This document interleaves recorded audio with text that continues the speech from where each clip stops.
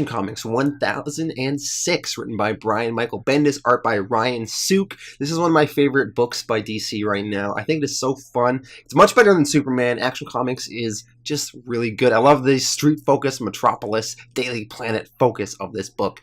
So, the opening page of this, we see the desk of this one gossip columnist at the Daily Planet, and I spent a lot of time just looking at the various things on her desk in the articles. Really funny stuff.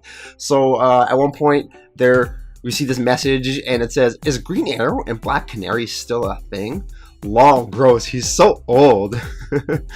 And then we also see Martian Manhunter sex scandal, and we also have the Trunks Are Back, the hottest men in trunks, part 1, part 2, part 3. We also have a whole bunch of like magazines in the bottom right, Teen Titan Beat, and various other things. So I thought this was a really funny, interesting page. And then as the issue progresses, we see Clark Kent, and he's questioning the mayor of the city, who kind of wants nothing to do with him, kind of gets brushed off. Then we see Superman as Clark Kent. He's in the Daily Planet, and he's talking to Jimmy Olsen, and I thought this was a really funny moment. He says to Jimmy, "So, how have you been doing?" And then Jimmy goes into some sort of story, but then Clark Kent's mind sort of drifts elsewhere. But then when we come back to Jimmy Olsen, Jimmy is saying, "And that's why I think sleeping with Talia al Ghul was a terrible mistake.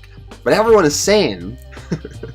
And then Clark Kent, all of a sudden, he wasn't paying attention, and he just kind of says "Oh, I gotta go," and he leaves elsewhere. But it's like, no, man, I want to know about Jimmy Olsen hooking up with Talia al Ghul. How did that happen? So I thought that was a pretty funny moment from Bendis. Bendis can be really funny sometimes.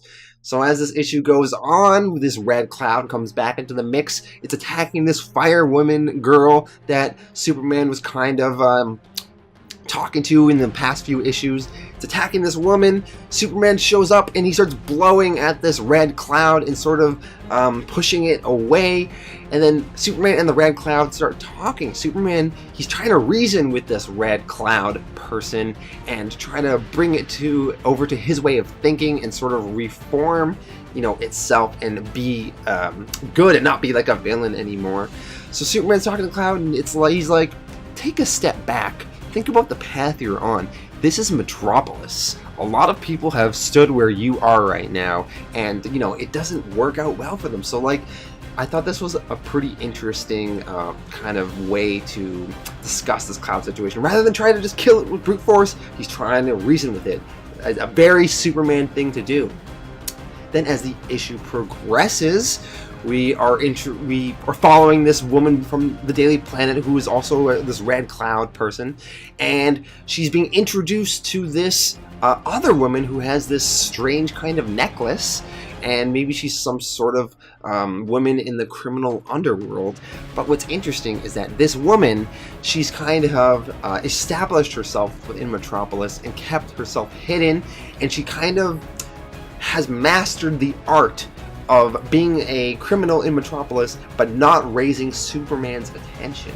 So she's even writing on a piece of paper that what her name is and how it's not to be spoken, so that Superman can't just accidentally overhear her name.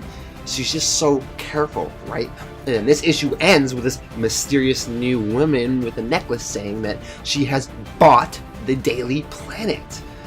And that's how this issue ends. So I thought this was pretty exciting stuff. Very cool. Very nice art. I really liked it. I would give this one an 8 out of 10. This is one of the best books at DC right now.